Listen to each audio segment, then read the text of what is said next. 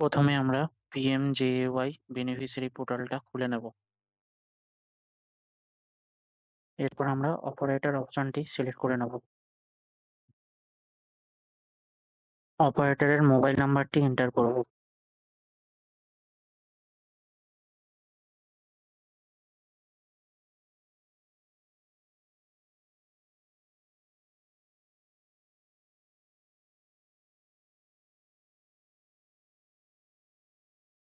এরপর বেনিফিশিয়ারির জেলা সিলেক্ট করে তার রেশন কার্ডের নাম্বার দিয়ে বেনিফিশিয়ারি সার্চ করব।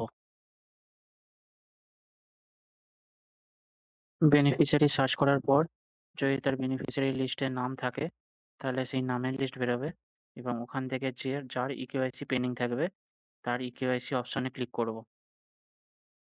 এরপর আমরা পছন্দ মতো ইকেওয়াইসি প্রসেস বেছে নেব।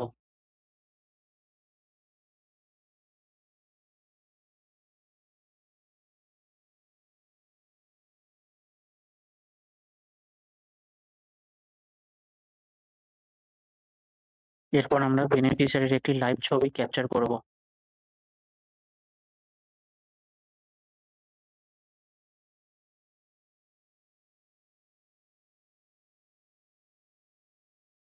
এরপর যদি বেনিফিশিয়ারি তার মোবাইল সঙ্গে না থাকে তাহলে মোবাইলের অপশনটি ইয়েস করব অথবা নো করব।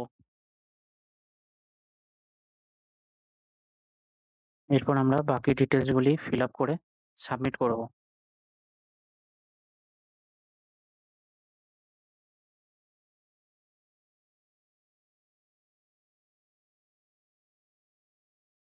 সাবমিট করার পর যদি কেওয়াইসি সাকসেসফুল হয় তাহলে এই মেসেজটি দেখাবে।